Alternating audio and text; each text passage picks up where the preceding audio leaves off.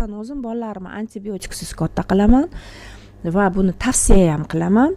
Sababi antibiotik so'zga e'tibor beringda, anti degani qarshi, biotik hayotga qarshi deganida.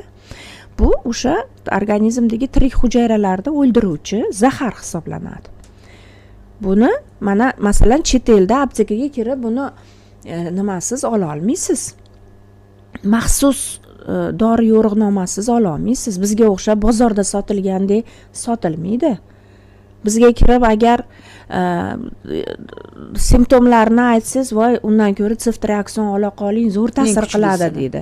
Siftriakson, sifotoksinlarni eng zahar, jigarda o'tkazadigan, buyrakda o'tkazadigan zaharlar tavsiya qilishadi. Nima sababdan bizda jigar sirrozi ko'payib ketdi? Nima sababdan buyraklar quriyapti? Bunday yaxshilab analiz sintez qilib ko'ringda. Antibiotik masalan bir martada sizga bunaqa zahardek ta'sir qilmaydi.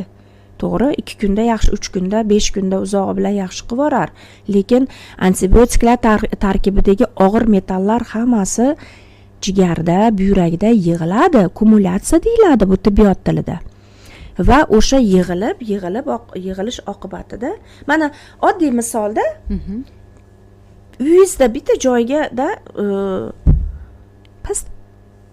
muntazam ravishda masalan bir kir narsani to'kavering, yerda yuziga mana oddiy nima deydi? Xilgilar mana olib chiqib nimani ham quyadi-ku, hali idish yuvgan, yuvindi suvlar yo nimalardir quyadi-ku, yoki bo'lmasam nimani ham mashinani yog'ini ham befarosat haydovchilar to'kib ketaveradi-ku. Shunaqa to'kavering.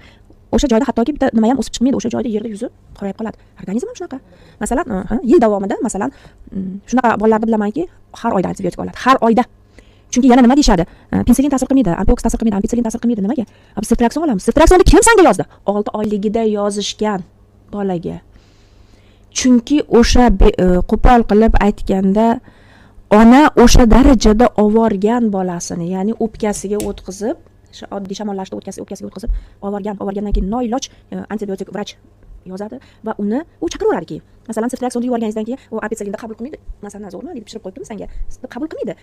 To'g'ri qilib aytganda-da. Shamollatmasligimiz ham mumkin-ku.